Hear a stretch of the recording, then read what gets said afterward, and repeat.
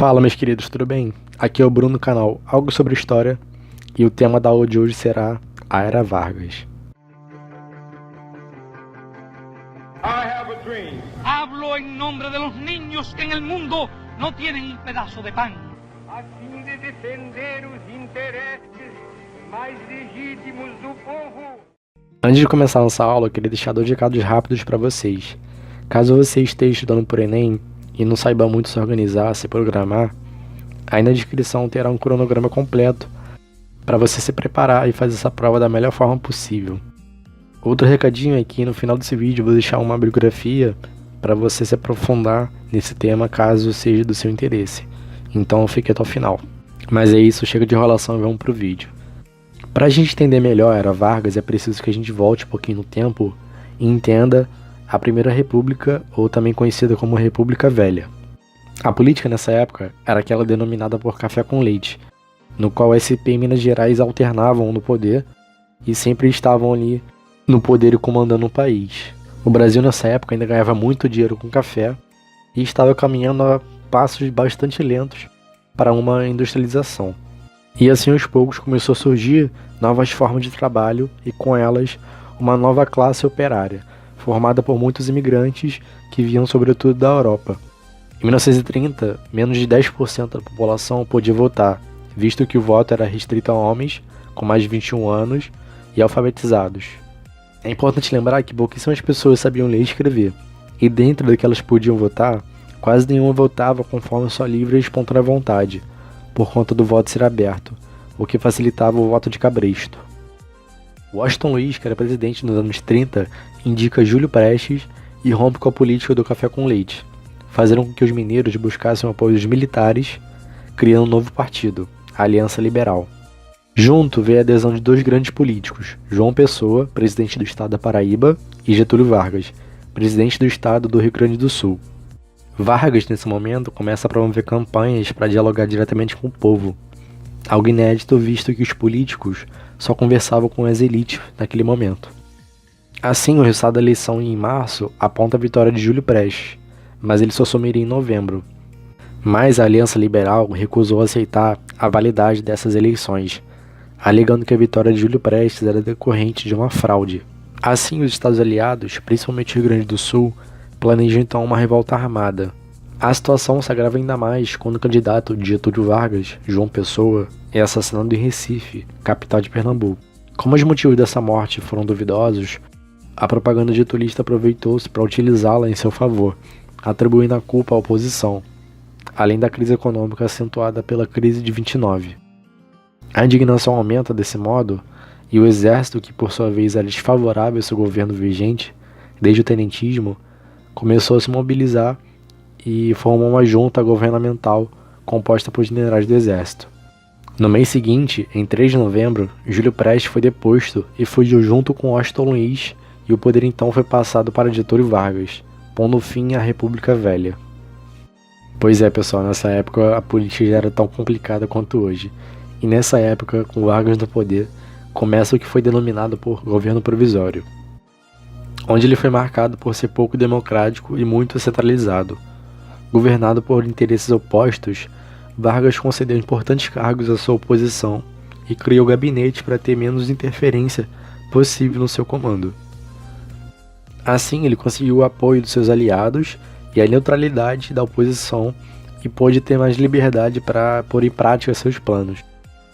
E diante da importância que os militares tiveram na estabilização da Revolução de 30, os primeiros anos da Era Vargas foram marcados pela presença dos tenentes nos principais cargos do governo. E tal medida tinha como finalidade anular a ação dos antigos coronéis e sua influência política regional. Vargas criou ministérios como Trabalho, Indústria e Comércio e o da Educação e da Saúde. Criou algumas escolas e universidades. Também fez uma reforma religiosa, fazendo com que a escola passasse a ter ensino religioso. E também ordenou a construção do Cristo Redentor, um grande símbolo do catolicismo. Ao decorrer do tempo, o Brasil foi ficando mais urbano e industrial, mas Vargas não esqueceu da elite agrária. A elite do café continuava muito rica, mas Getúlio centralizou a administração e criou o Conselho Nacional do Café em 31. Nesse momento, ela passa a ser controlada mais de perto pelo governo, não tendo tanta interferência da aristocracia paulista. Outro ponto importante de ser citado nessa era getulista é a questão do nacionalismo, que era a principal bandeira levantada por ele e era aplicada em todos os setores. Desde que chegou ao poder, Getúlio era cobrado pela elaboração de uma Assembleia Constituinte, e a partir disso teve origem da chamada Revolução Constitucionalista de 32, sendo ela um movimento de oposição ao governo provisório de Vargas. E assim surge a Constituição de 34, que serviu para dar legitimidade ao governo getulista e para amenizar as insatisfações da oposição. A Constituição, por sua vez, deu maiores poderes ao Executivo, adotou medidas democráticas e criou a base da legislação trabalhista.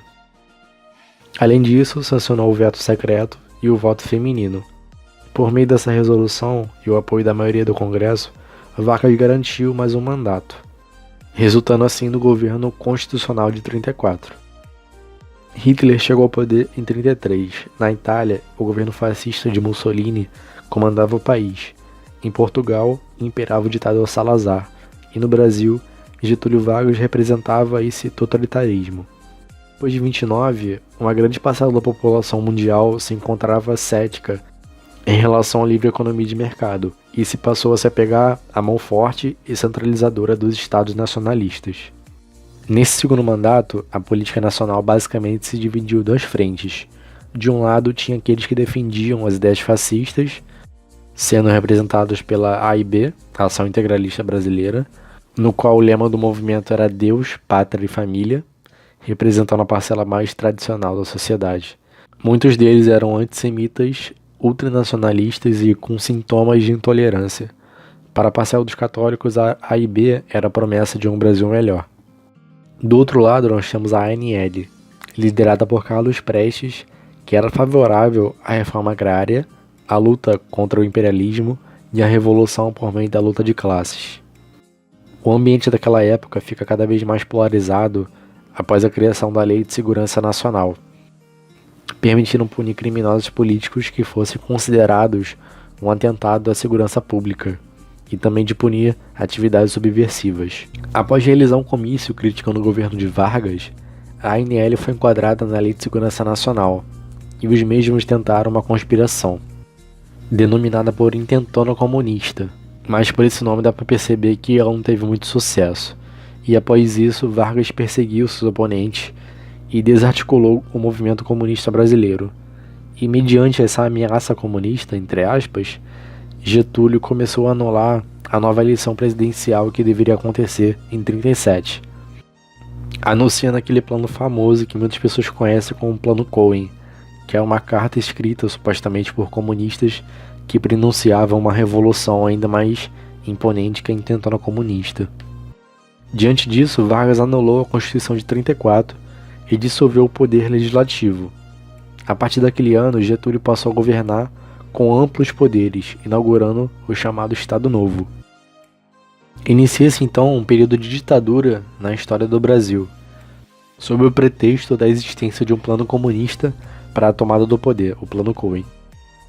Vargas fechou o Congresso Nacional e impôs ao país uma nova Constituição, que ficaria conhecida depois como a Polaca, por ter sido inspirada na Constituição da Polônia, de tendências fascistas.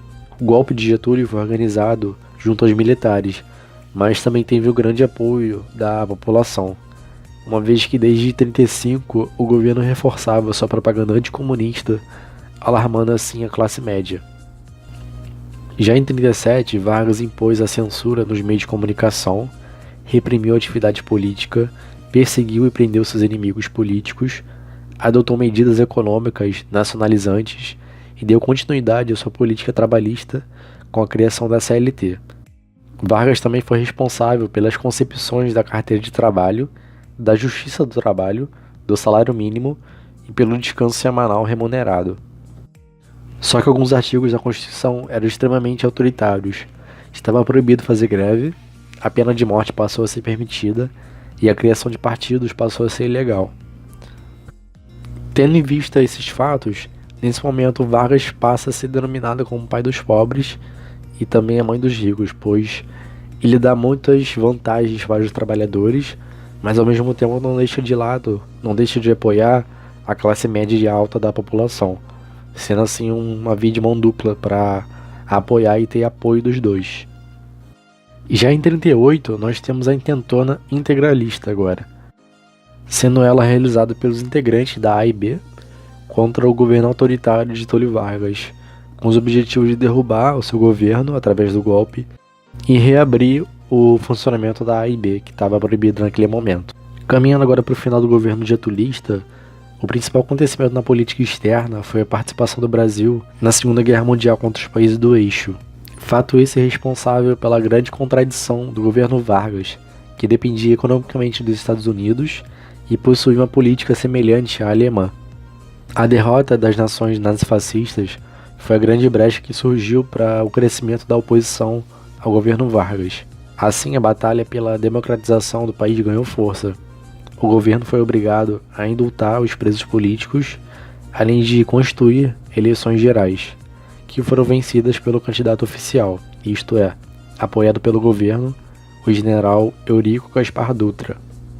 E assim chegou o fim à era Vargas, mas não do Getúlio Vargas, que em 51 ele retornaria à presidência pelo voto popular.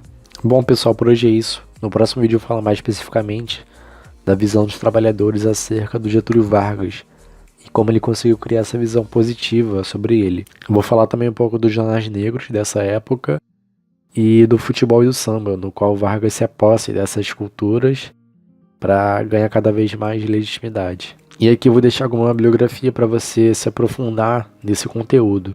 O primeiro é do Jorge Ferreira, Os Trabalhadores do Brasil, o Imaginário Popular, no qual ele procura reconstruir ideias, crenças e práticas políticas dos grupos que viveram no primeiro período da Era Vargas. O segundo é um clássico da Ângela de Castro Gomes, Getulismo e Trabalhismo, que examina a trajetória e as tensões políticas do governo getulista. O terceiro também é da Ângela de Castro Gomes, que é a Invenção do Trabalhismo, que aborda o período da Primeira República do Brasil, como o movimento trabalhista começou a se desenvolver nesse período. O quarto é do professor Walter, do canal Se Liga Nessa História, no qual ele tem um livro bem completo da história do Brasil, que aborda de forma bem simplificada alguns conteúdos, que é bem legal e me ajudou nesse vídeo. Por hoje é isso, pessoal. Até a próxima, deixe seu like e fui.